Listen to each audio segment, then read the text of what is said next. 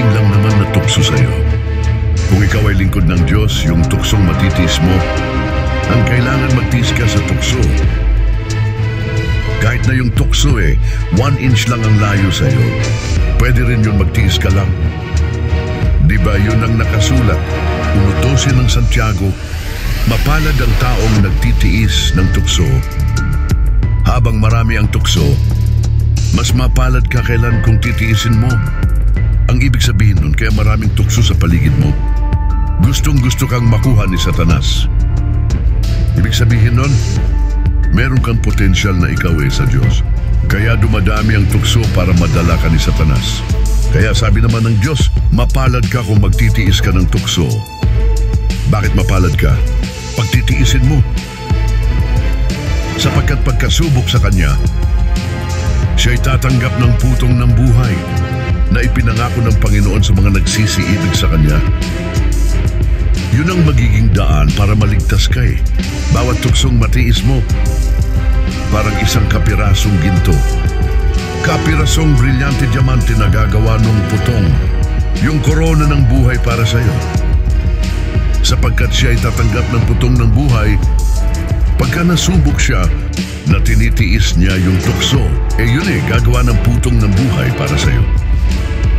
At pag dumadating ang tukso, ang tiwala nating magkakapatid, kung talagang sa Diyos tayo, yung sinasabi sa unang Korinto 10:13, hindi dumating sa inyo ang anumang tukso, kundi yung matitiis ng tao.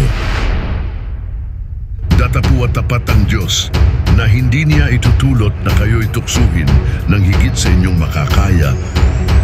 Kundi kalakit din ng tukso ay gagawin naman ang paraan ng pag-ilag upang ito'y inyong matiis. Ang dadating lang naman na tukso sa iyo. Kung ikaw ay lingkod ng Diyos, yung tuksong matitiis mo.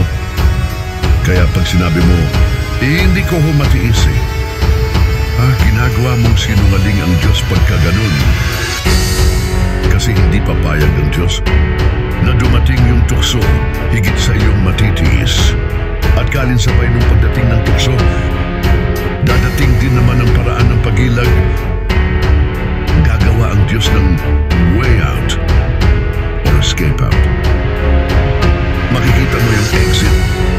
Di ba ganun? Makikita mo yung exit malaki. Ayun ang exit. Kaya lang yung iba nakikita yung exit. Nagbubulag-bulagan sa exit dahil masarap yung tukso. Ang tukso kasi masarap Hindi naman nanunukso si Satanas, halimbawa babae. Ipapanukso sa'yo yung kamukha ng galing. Tapos tatanong ikaw at mapakilingan. Hindi gagamitin sa'yo yun. Ang gagamitin sa'yo mabango sexy. Mga magandang ngumiti. Maganda ang mata, yun ang gagamitin sa'yo. Pero matitiis mo yun. Knowing na anak ka ng Diyos, tinutukso ka lang ng kaaway para ka makuha. Pag alam mo yun, magkakaroon ka ng determination na labanan yung tukso.